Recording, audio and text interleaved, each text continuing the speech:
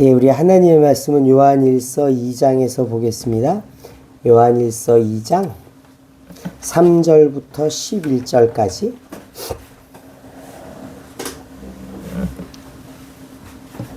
예, 11절은 같이 읽고 교독으로 읽겠습니다. 우리가 그의 계명을 지키면 이로써 우리가 그를 아는 줄로 알 것이요. 그를 아노라 하고 그의 계명을 지키지 아니하는 자는 거짓말하는 자요 진리가 그 속에 있지 아니하되 누구든지 그의 말씀을 지키는 자는 하나님의 사랑이 참으로 그 속에서 온전하게 되었나니 이로써 우리가 그의 안에 있는 줄을 아노라. 그의 안에 산다고 하는 자는 그가 행하시는 대로 자기도 행할지니라.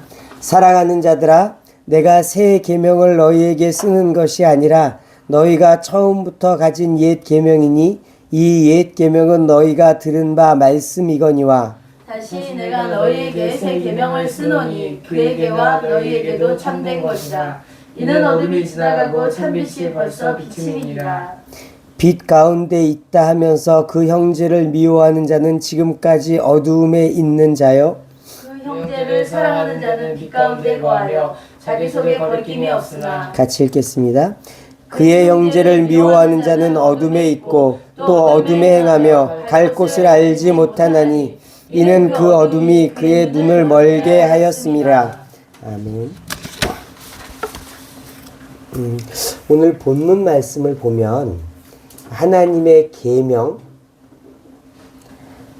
하나님의 말씀, 이것들을 지키는 이야기가 5번, 6번 기록이 되어 있어요. 하나님의 말씀을 지켜야 된다. 하나님의 계명을 지켜야 된다. 그러면 어떤 계명을 말씀하시는 거냐면은 사랑을 말씀하시는 거예요. 계속 말씀하시는 계명은 사랑이에요. 여러분, 사랑은 계명이에요. 사랑은 꼭 지켜야 되는 거예요. 사랑은 해도 좋고 안 해도 좋고가 아니라 이것이 계명이고 본질이에요. 따라해 보겠습니다. 사랑은 계명이고 본질입니다. 사랑은 계명이고 본질입니다. 하나님이 우리에게서 사랑을 찾으실 거예요. 왜냐하면 계명이니까. 이건 지켜야 되는 거예요. 안 지키고 넘어갈 수 있는 게 아니에요. 또 이거는 본질적인 거예요. 우리가 예수 믿는 사람들에게 하나님이 주시는 계명이며 우리에게 본질적으로 찾으시는 거예요. 무슨 뜻이냐면 본질이라는 얘기는 그걸 빼버리면은 황이라는 뜻이에요. 헛거라는 뜻이에요.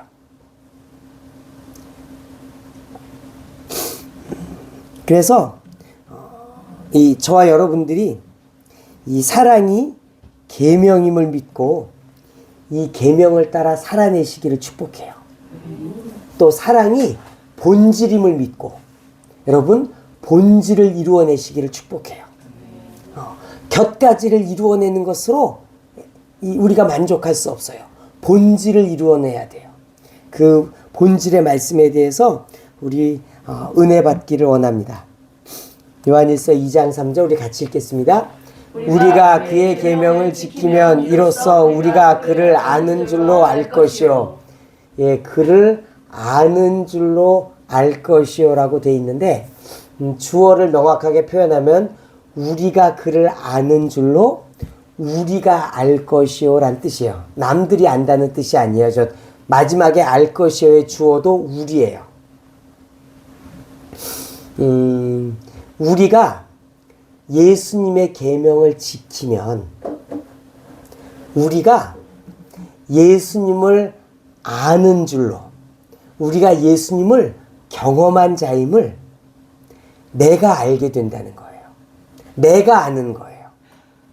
내가 예수님의 계명을 따라서 뒤에 8절부터 11절까지 나와 있는데 이 사랑의 계명을 우리가 지키는 거를 내가 지키고 있는 걸 보면은 내가 예수님을 경험한 자구나.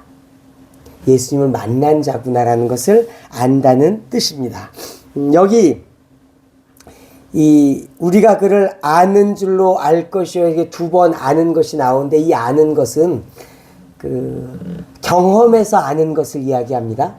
그러니까 들어서 아는 것을 이야기하는 것이 아니라 경험해 봐서 아는 거예요. 여러분, 에버랜드 가보셨어요? 에버랜드 가보셨어요? 못 가보셨고. 가보셨어요? 가보셨고. 네. 에버랜드가 뭔지 아시잖아요, 권사님. 가면 재밌는 거 많다는 거 아시잖아요. 근데 들어서 알고 있는 거는 이 아는 게 아니에요. 가면 뭐 애들 좋아하고 거기 여러 가지 신기한 놀이거리가 많이 있다라는 걸 들어서 알고 있어요. 근데 가서 내가 해보고 실제로 체험하면서 아는 거랑은 다른 거예요. 여기서 말하는 안다는 것은 체험하는 거를 말해요. 우리가 예수님을 안다고 이야기할 때 그 아는 것이 예수님이 그런 분이 2000년 전에 이 땅에 오셔서 십자가에서 죽으시고 부활하셨대 라는 것을 아는 것과 그분이 정말로 살아계셔서 내 삶 가운데 역사하시고 내 삶 가운데 개입하시고 나를 만나주신 분이라는 것을 아는 거랑은 차이가 있는 거예요. 결국은 누가 예수님의 계명을 지키느냐? 예수님을 깊이 만난 사람들이 지키는 거예요. 예수님을 들어서 예수님에 대해서 듣고 알고 있는 사람들은 그 말씀을 제대로 지키기 어려운 것을 말씀하는 겁니다. 요한일서 2장 4절 말씀 읽겠습니다. 그를 아노라 하고 그의 계명을 지키지 아니하는 자는 거짓말하는 자요 진리가 그 속에 있지 아니하되. 예수님을 만났다라고 이야기하는 것, 예수님을 경험했다라고 이야기하는 것과 예수님에서 들어본 것은 다른 거예요. 예수님을 들어볼 수 있어요? 우리 한국 사람들 중에서 예수님을 못 들어본 사람은 거의 없을 거예요. 자기가 교회를 다니든 예수님을 믿든 믿지 않든 예수님에 대해서 그런 분이 있다는 거, 4대 성인 중에 한 명이라는 거 들어서 아는 사람들은 있는 거예요. 그런데 그분을 만나본 사람들은 거짓말할 수 없다는 거예요. 그분들 예수님을 만나본 사람들은 그 계명을 지킬 수밖에 없다고 말씀하는 거예요. 예수님을 경험했다라고 이야기하면서 예수님의 계명을 지키지 않는 것은 거짓말하는 자라고 이야기합니다. 여기 말하는 이 거짓말한다라는 것은 진리를 거스리는 것을 이야기해요. 거짓의 압이라고 이야기하는 그 단어들이 쓰였어요. 진리를 거스리는 것. 예수님을 안다고 하는 자, 예수님을 경험했다라고 하는 자는 예수님의 계명을 지키는 자까지 그 자리까지 나아가야 되는 것입니다. 예수님을 믿는 것이 무엇이냐? 그 믿음은 순종의 자리까지 가야 되는 거예요. 결국 계명까지 가야 되는 거예요. 요한복음 3장 36절 같이 읽겠습니다. 아들을 믿는 자에게는 영생이 있고 아들을 믿지 아니하는 자는 영생을 보지 못하고 도리어 하나님의 진로가 그 위에 머물러 있느니라. 아들을 순종하는 자는 영생이 없다고 이야기해요. 하나님은 우리를 순종하는 자리까지 부르시는 거예요. 여러분, 우리가 하나님의 계명을 지키는 것은 우리 사람이 아담과 하와가 최초에 창조됐을 때부터 있었던 거예요. 아담과 하와를 정확하게는 아담을 하나님이 만드시고 아담에게 계명을 주었어요. 선악을 알게 하는 나무의 실과는 먹지 말아라. 이게 계명이에요. 창세기 2장 말씀 같이 읽겠습니다. 여호와 하나님이 그 사람에게 명하여 이르시되 동산 각종 나무의 열매는 내가 임의로 먹되 선악을 알게 하는 나무의 열매는 먹지 말라. 내가 먹는 날에는 반드시 죽으리라 하시니라. 하나님께서 선악을 알게 하는 나무의 열매는 먹지 말아라 말씀하세요. 여러분, 누가 이걸 정하죠? 하나님이 정하시는 거예요. 이것을 이 땅을 지으신 주인 되신 하나님이 정하시는 거예요. 하나님께서 사람들을 축복해 주셨어요. 사람들에게 생육하고 번성하고 땅에 충만하고 땅을 정복하고 다스리라고 하나님이 만든 피조 세계를 다스릴 권세를 하나님이 아담에게 주셨어요. 그런데 하나님과 아담하고는 차이가 있어요. 하나님은 창조주예요. 주인이에요. 정하실 수 있는 분이에요. 아담, 이거는 하지 마. 여러분, 이 선악을 알게 하는 나무의 열매가 아주 기가 막힌 열매여서 그런 게 아니에요. 여기서 이야기하는 건 뭐냐면은 하나님이 주인으로 창조주로 정한다라는 걸 보여주는 거예요. 하나님께서 이 땅을 다스리라고 말씀하셨어요. 그 이 땅을 사람들에게 다스리라고 말씀하신 것은 하나님의 권위 아래에서 다스리는 거예요. 하나님이 주신 계명을 지키면서 다스리는 거예요. 그래서 하나님이 계명을 주시는 거예요. 하나님과 동등하지 않아요. 사람은 하나님 밑에 있는 거예요. 그거를 선악과를 먹지 말라는 계명으로 우리 아담과 하와에게 알려주신 거예요. 이 동산에 있는 모든 열매의 실과를 먹어도 돼. 다 먹어. 그런데 이거는 먹지 마. 이거는 안 돼. 왜?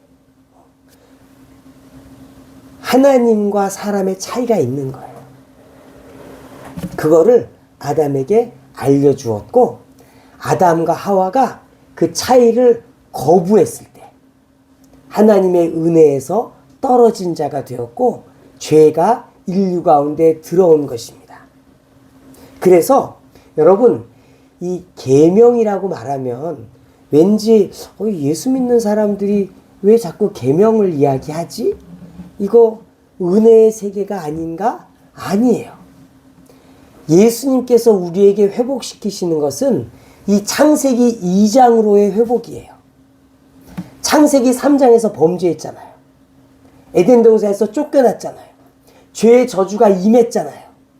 예수님께서 십자가에서 이 죄의 저주를 해결하셔서 우리는 어디로 가냐면은 창세기 2장으로 가는 거예요.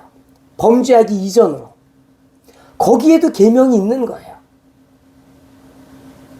우리는 하나님 아래 있는 거예요. 예수 믿었으니까 우리는 아무것도 지킬 것이 없다.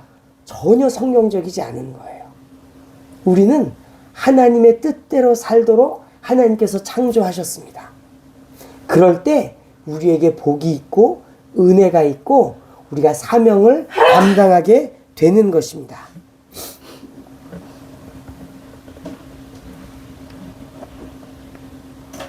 요한일서 2장 5절 말씀 같이 읽겠습니다.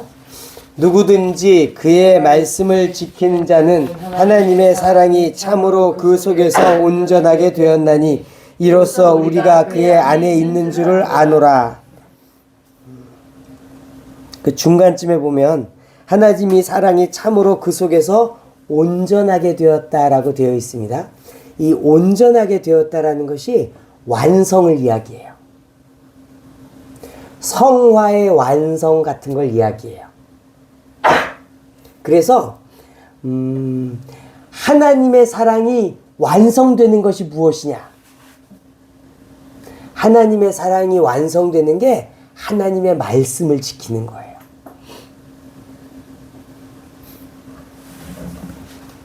이 예수님을 이 땅에 보내신 하나님의 사랑이 완성되는 것, 그것은 우리에게 어떻게 나타나냐면 우리가 예수님의 말씀을, 하나님의 말씀을 지키고 순종하는 것이라고 말씀하는 거예요.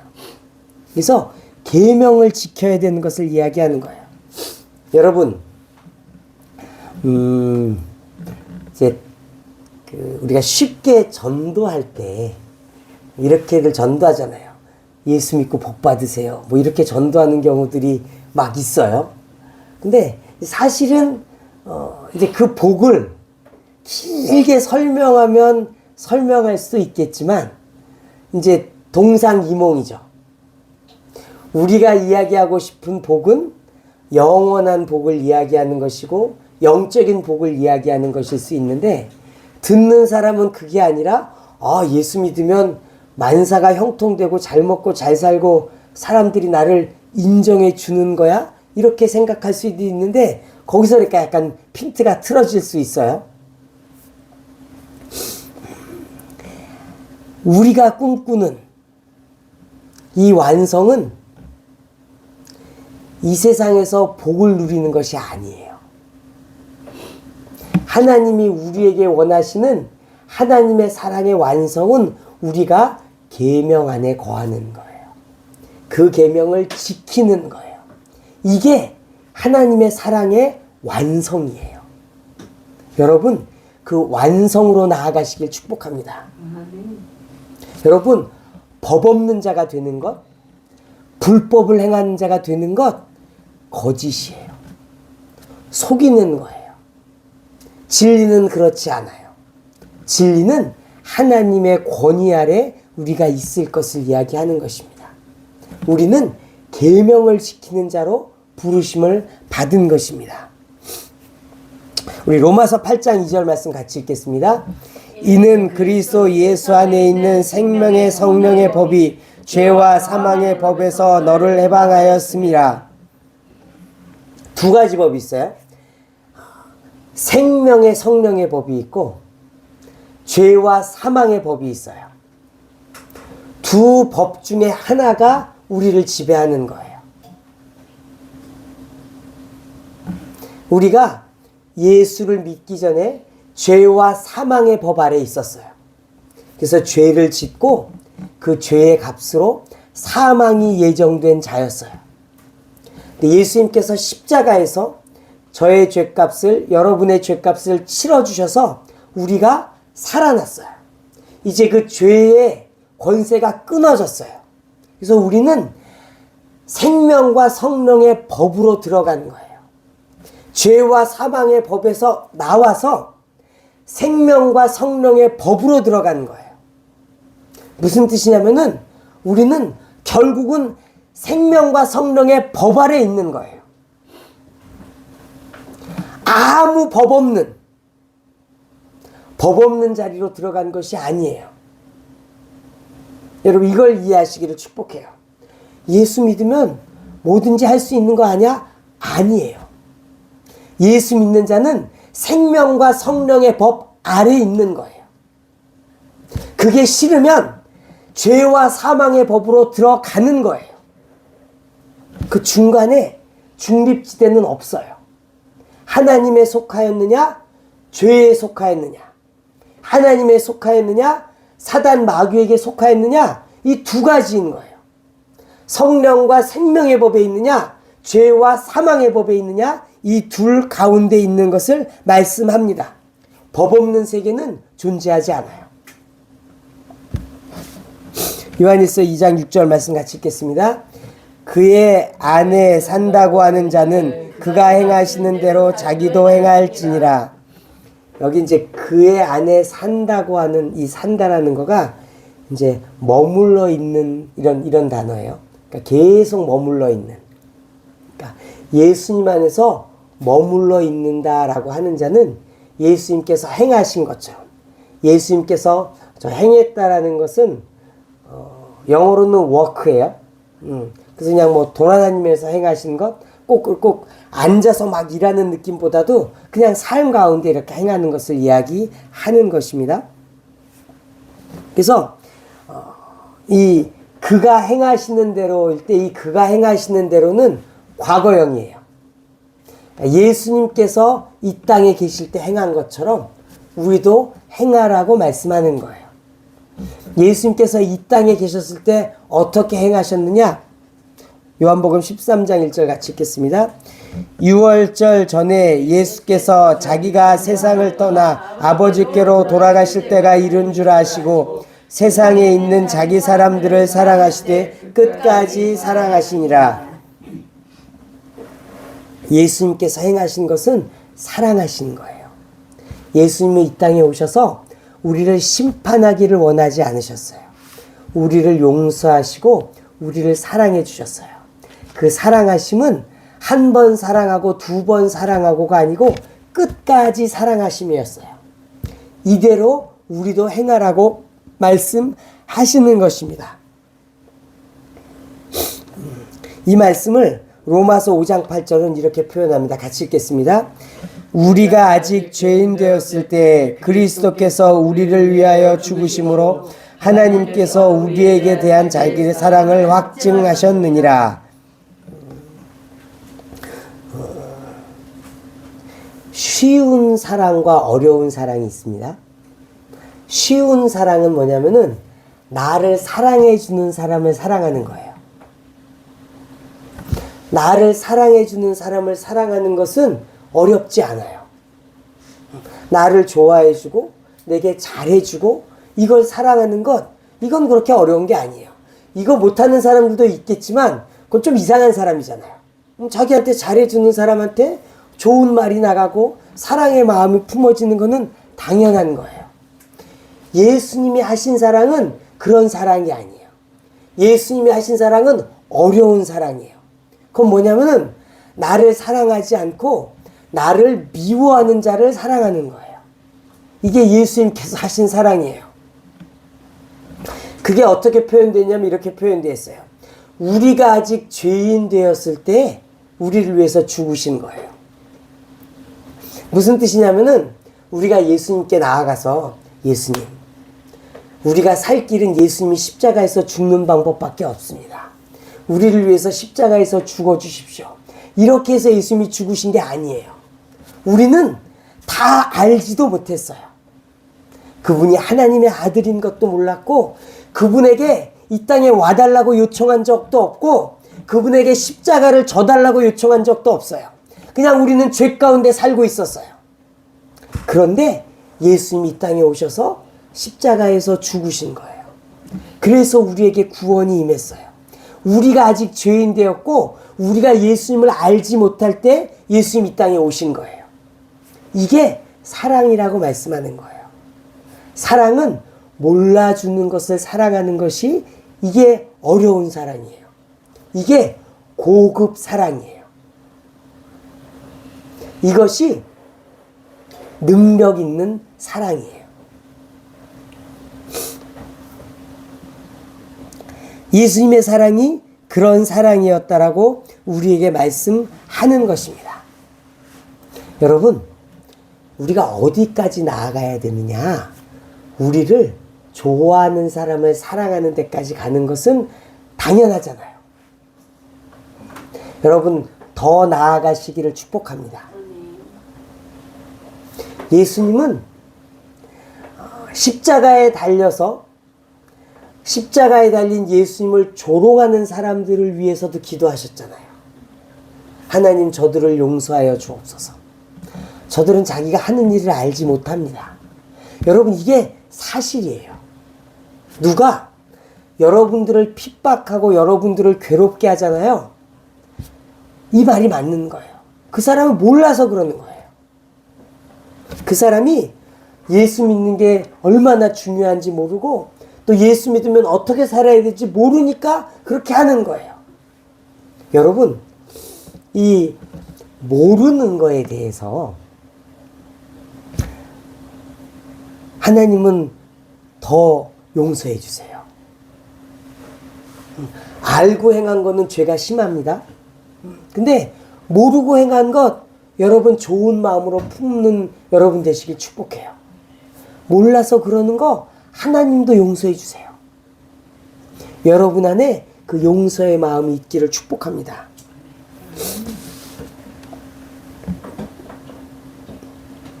요한일서 2장 7절 같이 읽겠습니다. 사랑하는 자들아, 내가 새 계명을 너희에게 쓰는 것이 아니라 너희가 처음부터 가진 옛 계명이니 이 옛 계명은 너희가 들은 바 말씀이거니와. 그래서 지금 새 계명, 옛 계명, 말씀 이야기하고 있는데, 이게 이제 10절부터 12절까지 기록되어 있는 이제 형제를 사랑하는 것을 이야기합니다. 이제 뒤에 몰아놨는데, 이 계명이 새 계명이 아니라는 거예요. 이게 원래부터 있었다는 거예요. 원래 말씀에 이게 있었다라고 이야기합니다.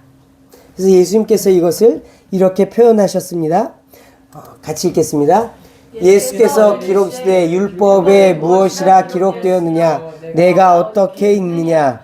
대답하여 이르되 내 마음을 다하며 목숨을 다하며 힘을 다하며 뜻을 다하여 주 너의 하나님을 사랑하고 또한 내 이웃을 내 자신과 같이 사랑하라 하였나이다. 율법, 그러니까 말씀에 어떻게 기록되었느냐? 무엇이 가장 중요한 계명입니까? 라고 이야기했을 때 하나님을 사랑하고 이웃을 사랑해라. 이것이 원래부터 기록되어 있었던 거예요. 원래부터라는 것은 예수님이 오셔서 새롭게 주신 것이 아니라 그 이전부터 계속 있었다는 말씀을 이야기하는 것입니다. 그래서 사랑하라고 말씀하는 거예요. 사랑하라. 하나님을 사랑하고 내 이웃을 사랑해라. 여러분, 이게 본질이에요. 이게 본질이에요. 다른 어떤 것들은 그 사랑의 표현이에요. 여러분, 오늘 주일날 예배 들어오신 여러분들을 예수님의 이름으로 축복합니다. 이 예배는 무엇이냐? 하나님을 사랑하는 것의 표현인 거예요. 어떤 사람들은 일주일에 몇 번씩 교회에 가서 예배하는 분들도 있어요. 왜 그렇게 해요? 예배를 드려야 돼. 이거가 아니고 하나님을 사랑해서 그렇게 하는 거예요. 또 시간을 내서 기도하고 말씀 보고 금식하는 사람들도 있어요. 그거 하려고 해서 하는 게 아니라 하나님을 사랑하니까 하나님을 더 가까이 하려고 그렇게 하는 거예요. 이것이 본질이에요. 이것을 하면 여러 가지 열매가 있는 거예요. 본질은 사랑이에요. 내가 뭘 하느냐가 아니고 본질은 사랑이에요. 요한일서 2장 8절 말씀 같이 읽겠습니다. 다시 내가 너희에게 새 계명을 쓰노니 그에게와 너희에게도 참된 것이라. 이는 어둠이 지나가고 참빛이 벌써 비침이니라. 이 새 계명, 결국은 이제 옛 계명이고 이 서로 사랑하라는, 형제를 사랑하는 계명인데, 이 계명의 배경이 있어요. 그게 뭐냐면은 참빛이 비치는 거예요. 참빛. 예수님으로 통해서 오시는 진리가 비춰지는 거예요. 예수님의 이름으로 주시는 구원의 빛이 비춰지는 거예요. 이 하나님을 사랑하고 이웃을 사랑하는 것은 복음 안에 있는 거예요. 예수님 안에 있는 거예요. 예수님의 이름으로 구원받은 자들에게 주어지는 계명인 거예요. 이것은 새로운 빛, 진리의 빛, 그래서 어둠 가운데 지나가게 하는 거예요. 어둠이 지나가는 거예요. 이 어둠은 심판이고 저주예요. 요한복음 3장 18절 같이 읽겠습니다. 그를 믿는 자는 심판을 받지 아니하는 것이요 믿지 아니하는 자는 하나님의 독생자의 이름을 믿지 아니하므로 벌써 심판을 받은 것이니라. 그를 믿는 자, 예수님을 믿는 자는 심판으로부터 해방되었어요. 심판받지 않아요. 이것이 어둠이 벗어진 거예요. 어둠, 영원한 형벌이 벗어졌어요. 예수님의 이름으로 벗어졌어요.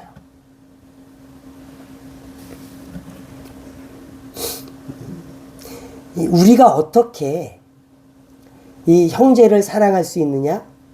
특별히 예수님 같은 경우에 보면 자기를 조롱하는 사람들까지도 위에서 기도하며 사랑할 수 있느냐? 한국 속담에 있더라고요. 곳간에서 인심 난다라는 속담 혹시 아십니까? 예. 곳간에서 인심이 나는 거예요. 왜냐면 곳간에 많은 게 쌓여 있어요.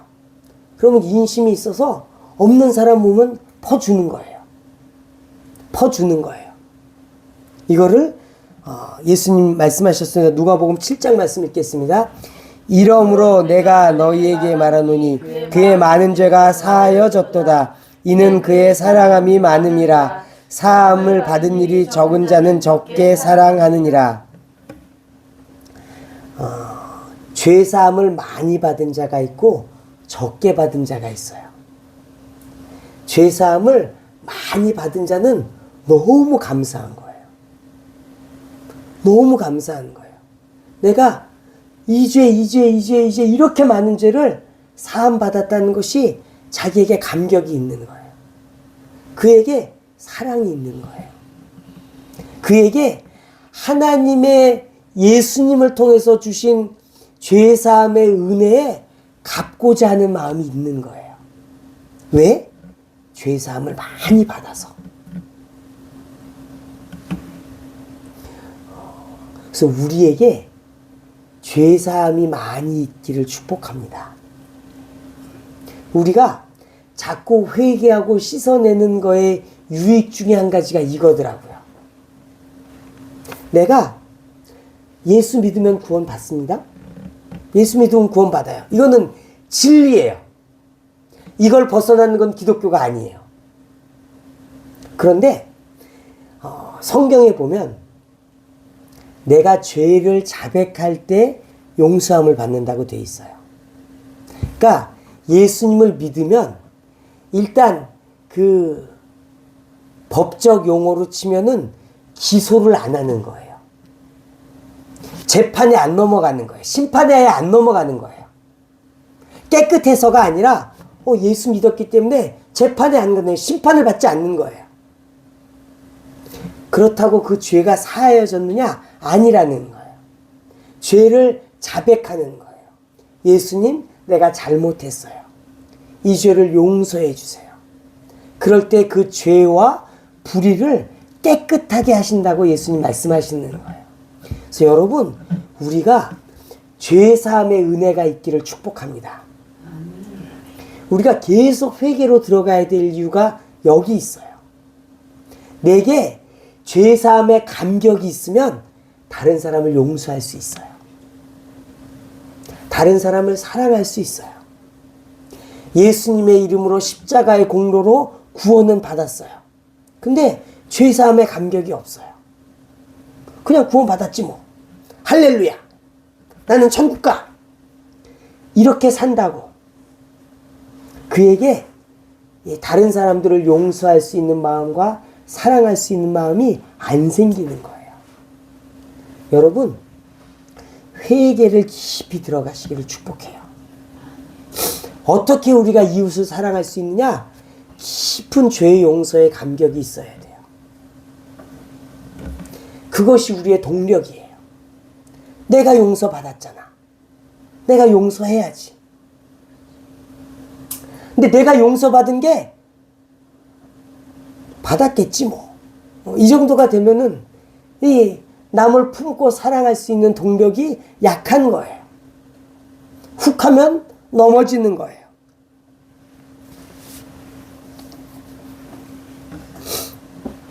요한일서 2장 9절 10절 같이 읽겠습니다. 빛 가운데 있다 하면서 그 형제를 미워하는 자는 지금까지 어둠에 있는 자요. 그 형제를 사랑하는 자는 빛 가운데 거하여 자기 속에 거리낌이 없으나.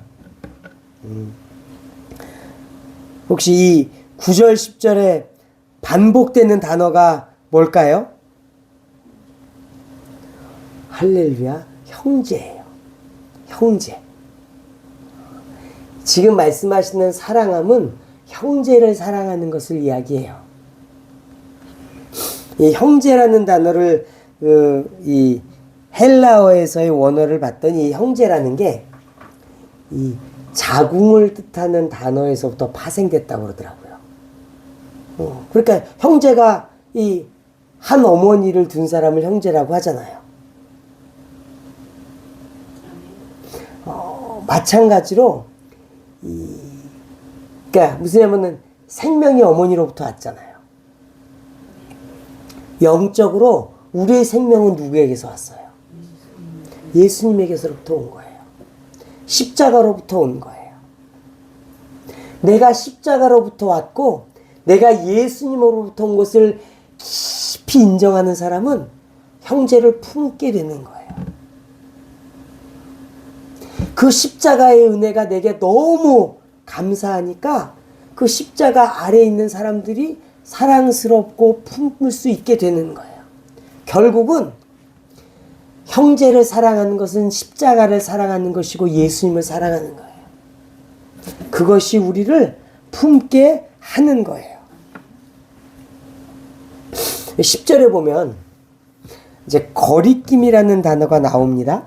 거리낌. 형제를 사랑하는 자는 빛 가운데 거하여 자기 속에 거리낌이 없으나, 이 거리낌이라는 게 어떤 뜻이냐면은 올무, 실족하게 하는 것, 넘어지게 하는 것, 이런 뜻이에요. 그래서 10절을 이렇게 표현해 볼게요. 그의 형제를 사랑하지 않는 자는 어두움 속에 거하여 자기 속에 올무가 있으나, 이런 뜻인 거예요.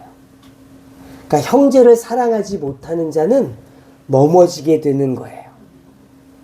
넘어지는 올무 사이를 요리조리 다니다가 탁 걸려서 자빠지는 거예요. 이게 형제를 사랑하지 못하는 자인 거예요.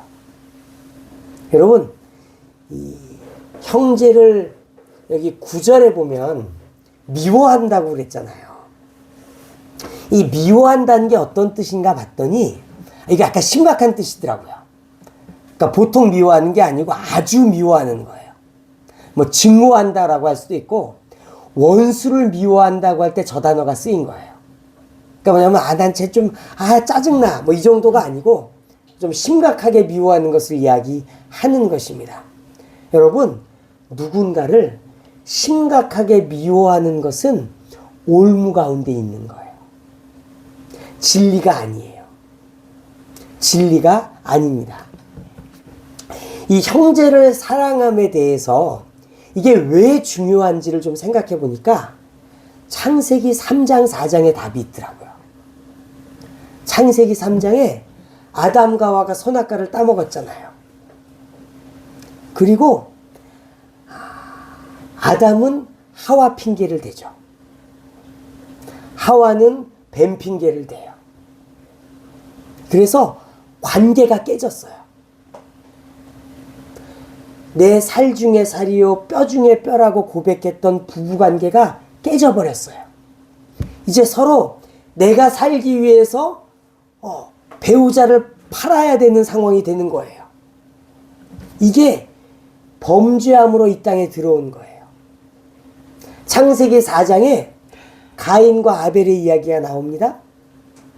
하나님께서 아벨의 제사는 받으시고 가인의 제사를 받지 않으세요. 그랬더니 가인이 열받아서 동생 아벨을 쳐 죽여요. 이게 형제 가운데 있는 일이에요. 관계가 깨졌어요. 형제를 사랑하지 않아요. 미워하고 증오하고 책임져요. 책임지게 해요. 이것을 예수님께서 해결하셨잖아요. 그래서 그것의 회복을 말하는 거예요. 사랑을 이야기하는 거예요. 그래서 이제 가인이 아벨을 사랑할 수 있게 된다고 말씀하는 거예요. 이제 아담이 하와를 사랑할 수 있게 된다고 말하는 거예요. 왜? 그 죄의 권세가 깨졌으니까. 이제 그게 가능한 상태가 된 거예요. 그것을 저와 여러분 삶에 이루어내기를 축복해요.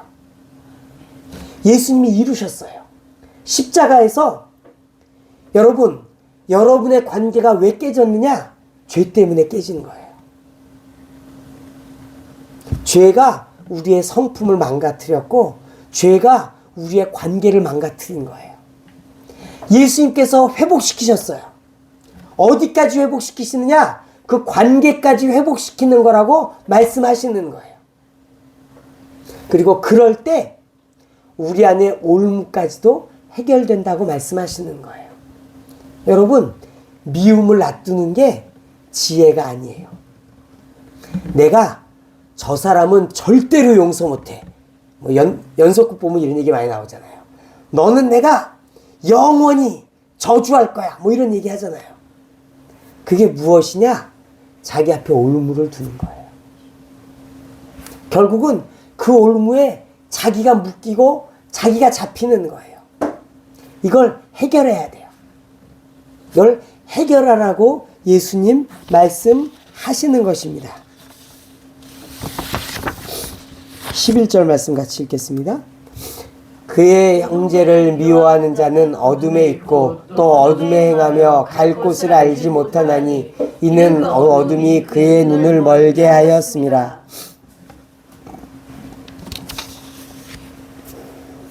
여러분, 어둠, 혹시 칠흑 같은 어둠이라는 것을 경험해 보신 적이 있어요? 아무것도 안 보이는 어둠? 요즘은 잘 없잖아요. 창밖에서도 어스름한 그 가로등 불빛이 들어오기도 하고 뭐 그렇잖아요. 그래서 어렸을 때 저는 옛날에 제가 살던 집에 이제 커튼 쳐놓고 이렇게 해서 불을 끼면은 진짜 아무것도 안 보이는 거예요. 완전히 어두운 거예요. 하나도 안 보여요. 여러분, 어둠에 있으면 보여요? 안 보여요? 안 보여요. 그래서 어떻게 해야 될지를 모르는 거예요.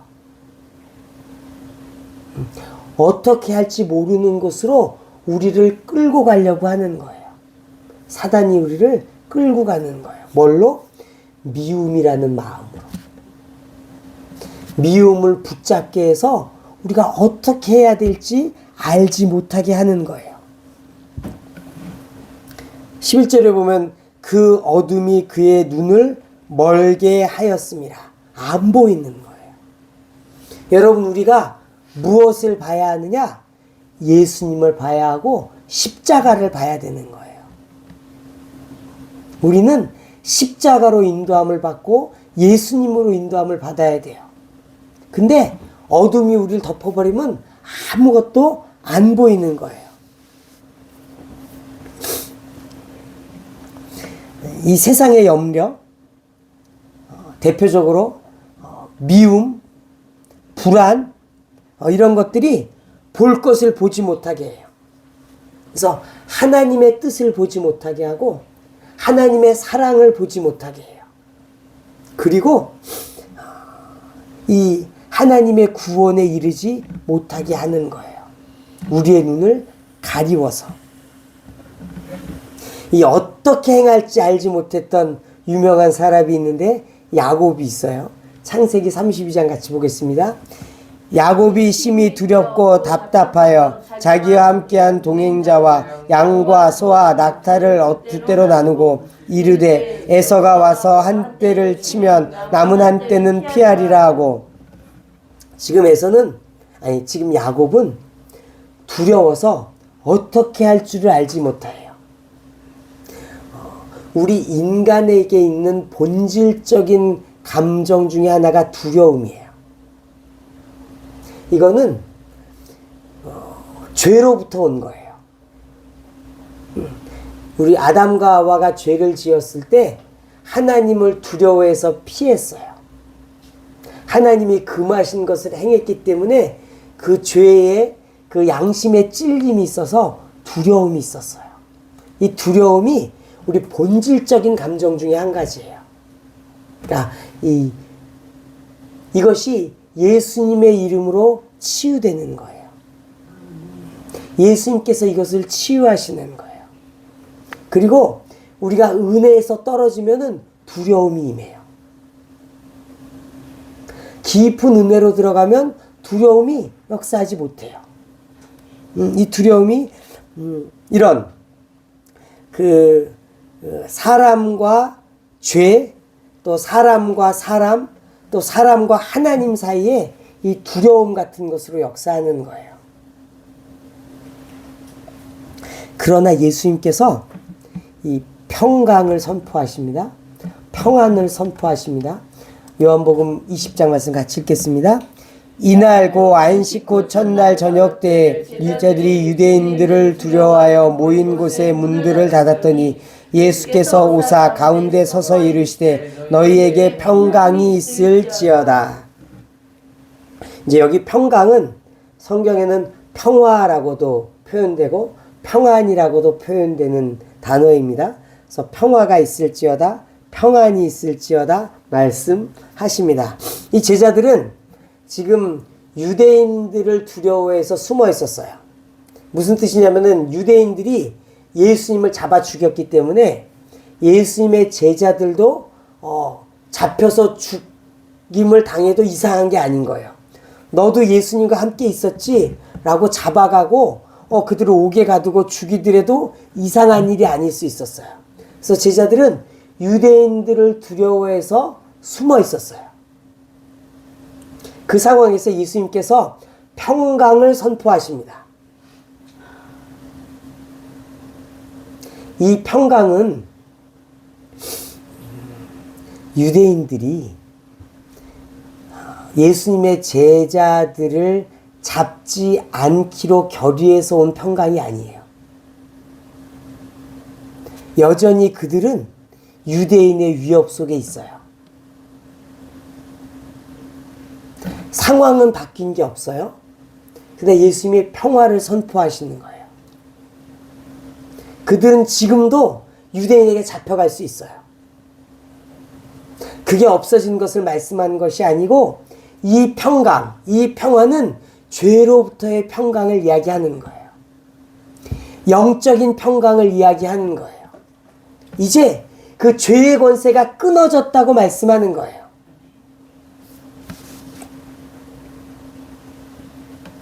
예수님께서 십자가에서 죽으시고 부활하셔서 죄의 권세의 왕노릇하던 사망 권세를 깨뜨리신 것을 이야기하시는 거예요. 이제 사망 권세가 깨졌어요.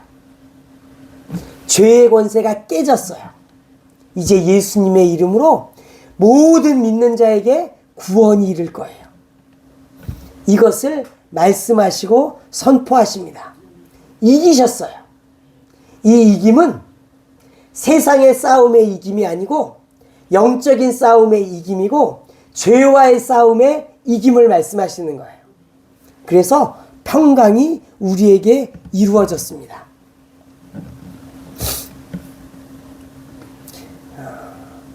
그래서 이 평강이 저와 여러분에게 충만할 때 우리가 사랑할 수 있는 거예요.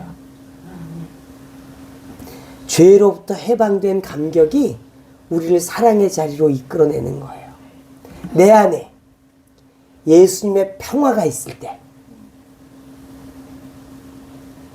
다른 사람들이 주는 불평화가 아닌 게 될 수 있는 거예요. 여러분, 우리에게 마음을 불편하게 하는 사람들이 있잖아요. 있어요. 없다고 그러면 이상한 거예요. 근데 그걸 어떻게 이기느냐? 예수님이 주시는 평안이 커져서 이기는 거예요.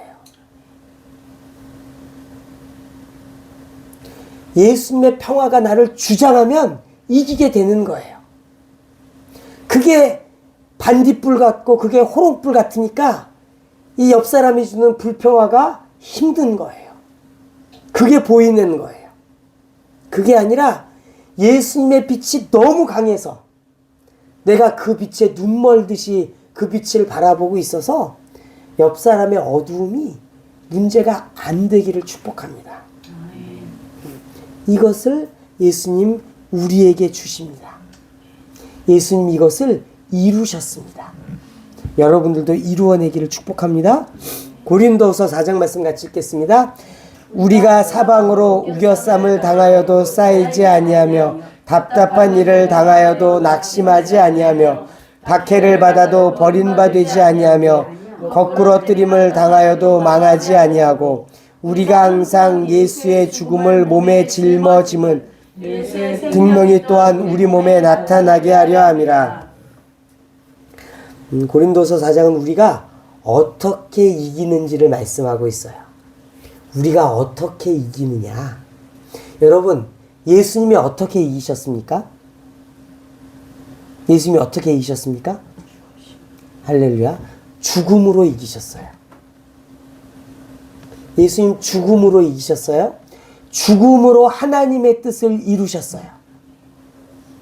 이게 진리예요. 그리고 말씀하세요. 10절에 우리가 항상 예수의 죽음을 우리 몸에 짊어짐은, 우리도 똑같다고 말씀하는 거예요. 우리가 어떻게 이기느냐? 예수님의 죽음이 우리의 죽음이 되면 우리도 이긴다는 거예요. 그럴 때 생명이 역사한다는 거예요. 여러분, 결국 예수님이 죽으심을 따라서 우리가 죽으면 이기는 거예요. 결국 아니야, 나는 더 살고 싶어. 나는 내가 하고 싶은 거를 해야 돼. 이 사람은 아직 예수님의 생명이 풍성히 드러날 수 없는 거예요. 본질은 십자가예요. 본질은 십자가예요. 예수님이 십자가에서 이기셨어요. 제자들에게 너희도 자기 십자가를 지고 따르라고 말씀하시는 거예요. 우리도 지고 따라야 돼요. 여러분, 십자가 지고 따라야 돼요. 여러분, 십자가 지금 어깨 위에 있습니까?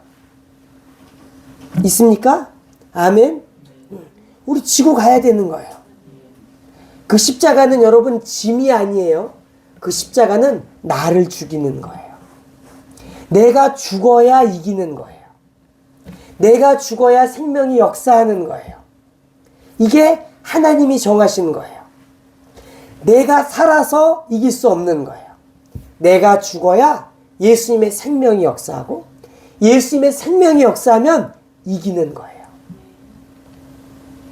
여러분, 우리가 어떻게 사랑할 수 있느냐? 사랑을 못하는 거예요. 우리 사랑할 수 있는 힘이 우리에게는 없는 거예요. 내가 죽어야 되는 거예요. 예수님은 대충 하시는 분이 아니시더라고요. 예수님은 우리를 십자가로 부르시는 거예요. 왜냐하면 거기에 생명이 있으니까. 십자가 없이 생명이 있으면 글로 인도하셨을 거예요. 아닌 거예요. 예수님은 우리도 내가 십자가를 진 것처럼 너도 십자가를 져야 돼. 그러면 내 생명이 너 가운데 역사할 거야. 내 생명이 너희 가운데 풍성히 풀어질 거야 말씀하시는 거예요. 오늘 본문 말씀은 결국 가장 중요한 계명, 우리가 피할 수 없고 지켜야 될 계명은 사랑하라는 계명이에요. 우린 사랑해야 돼요. 이걸 지키지 않으면 하나님이 계명을 지키지 않았다고 말씀하시는 거예요. 예수님이 말씀하실 거예요. 넌 왜 내 계명을 지키지 않니? 우리가 이걸 지켜야 되는데 이 지킬 힘은 내게서 오는 것이 아니고 예수님께 있는 거예요. 그래서 내가 십자가로 나아갈 때 이것들이 우리에게 이루어지는 거예요. 여러분, 사랑하기 힘든 또는 원수 같은 형제를 사랑하는 것은 매우 어려운 일이에요. 매우 어려운 일이에요. 여러분이 할 수 없는 일이에요. 그래서 우리가 십자가로 나아가야 될 일이에요. 사랑의 좋은 점은 뭐냐면은 내 미천이 들통난다는 거예요.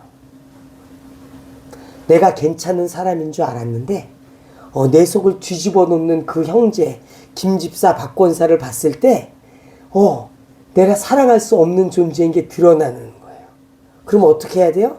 그때 십자가로 나아가는 자가 돼야 되는 거예요. 그럴 때 예수님의 생명이, 예수님의 사랑이 우리 삶 가운데 부어지고 이루어지게 하시는 것입니다. 우리 따라해 보겠습니다. 사랑은 사랑은 계명이고 본질입니다. 계명이고 본질입니다. 사랑은 계명이고 본질이에요. 여러분, 이걸 빼놓고 예수 믿는 거 거짓말하는 자라고 말씀하는 거예요. 진리가 없는 자라고 말씀하는 거예요. 내가 잘 예수를 믿고 있는가? 그럼 내 안에 사랑이 있는지를 봐야 돼요. 내 안에 사랑이 있느냐? 내게서 사랑이 흘러가고 있느냐? 그게 아니면 그럼 본질이 빠진 뭔가를 하고 있는 거예요. 예수님의 사랑이 본질이에요. 오아시스에 물이 있어야 돼요. 복음에 십자가가 있어야 돼요. 우리의 삶에 사랑이 있어야 돼요. 예수님의 사랑이. 여러분, 그 사랑이 저와 여러분에게 부어지기를 축복합니다. 그래서 우리가 이것을 계속 기억하면서 나아가기를 축복합니다. 하나님, 제게 사랑을 부어주세요. 하나님, 제게 사랑이 없는데 제가 이렇게 하고 있었던 것을 회개합니다. 하나님, 사랑이 있게 해주세요. 하나님, 내가 이 사랑을 가지고 씨름하고 싸우는 사람 되게 해주세요. 그래서 여러분들 가운데 예수님의 사랑이 풀어지고 예수님의 용서가 풀어지고, 그래서 여러분 삶 가운데 올무들이 해결되고 하나님이 높임 받으시고 하나님의 뜻이 이루어지시기를 예수님의 이름으로 축복합니다. 좀 끊어주십시오. 네, 우리